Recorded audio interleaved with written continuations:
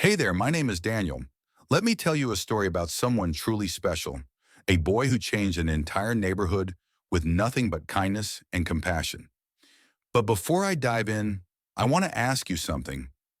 Have you ever crossed paths with someone whose spirit was so vibrant, so full of life, that just being around them could transform your darkest day into something bearable?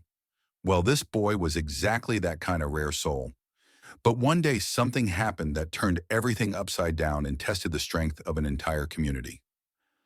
In a small, struggling neighborhood where poverty wasn't just a statistic, but a daily reality, there lived a young man named Lucas. Now, Lucas wasn't wealthy by any conventional measure. He didn't have designer clothes hanging in his closet, no cutting-edge gadgets filling his pockets, and certainly no grandiose dreams of escaping the place he'd always called home. But what he possessed was something far more valuable, a heart whose capacity for kindness seemed almost limitless. Lucas had this uncanny gift of making everyone feel like they mattered in a world that often told them otherwise.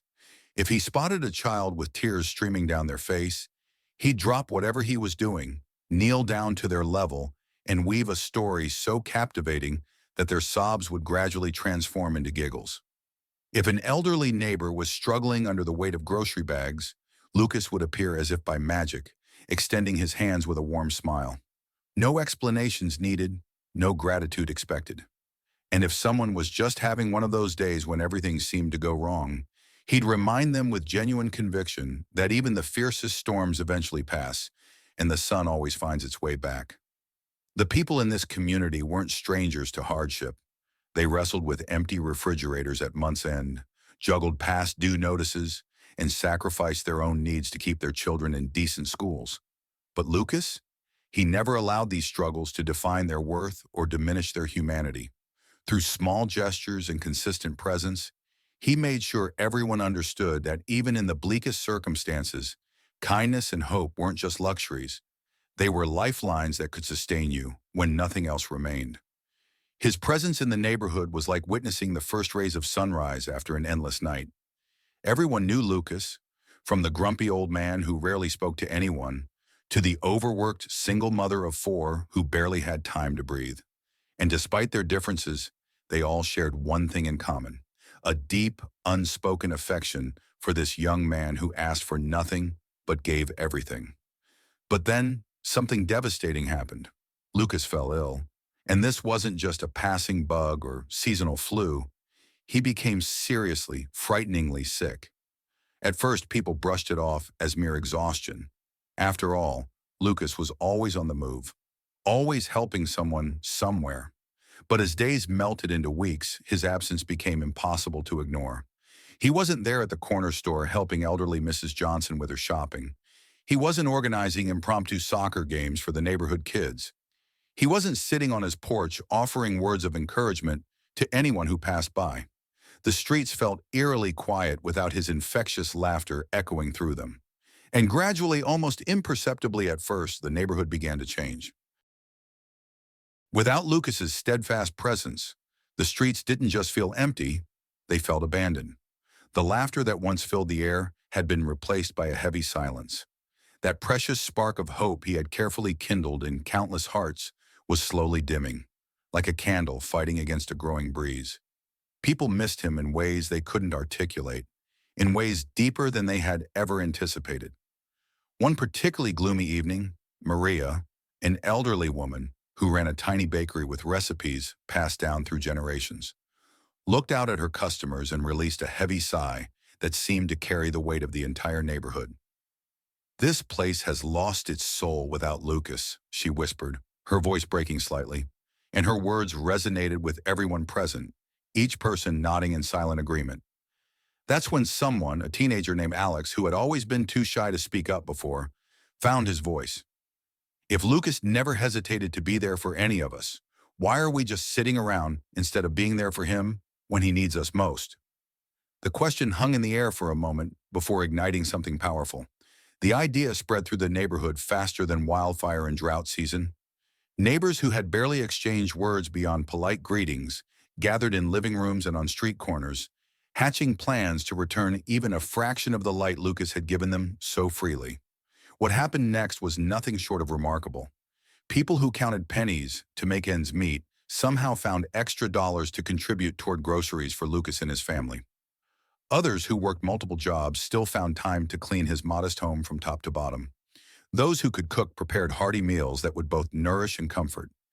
Even the youngest children participated, crafting handmade cards with crooked letters and colorful drawings that expressed what their limited vocabulary couldn't.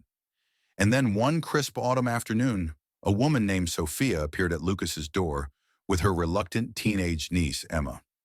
Emma had heard countless stories about this neighborhood saint, but had never actually met him face to face.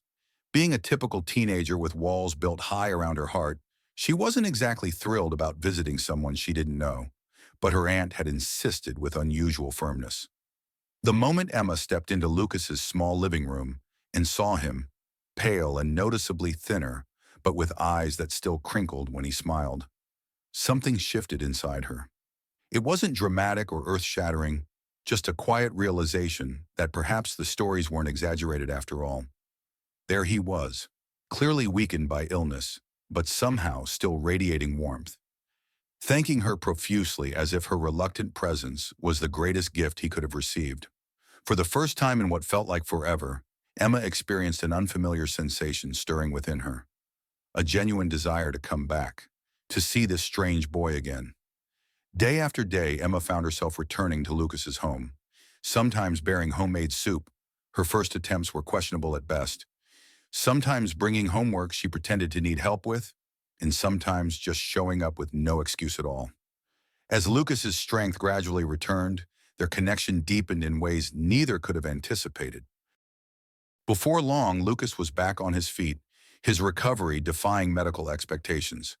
And who was there every step of the way, sometimes literally supporting him during his first tentative walks around the block? Emma. They became inseparable. The boy who gave everything and the girl who had never known how to give until she met him. Seasons changed, and their friendship blossomed into something more profound. They laughed together until their sides ached, dreamed aloud about possibilities neither had dared to imagine before, and slowly, without grand declarations or dramatic moments, they fell deeply in love. The day Lucas got down on one knee in the middle of the neighborhood park, the same park he had helped transform from a neglected lot into a community gathering space, the entire area erupted in celebration.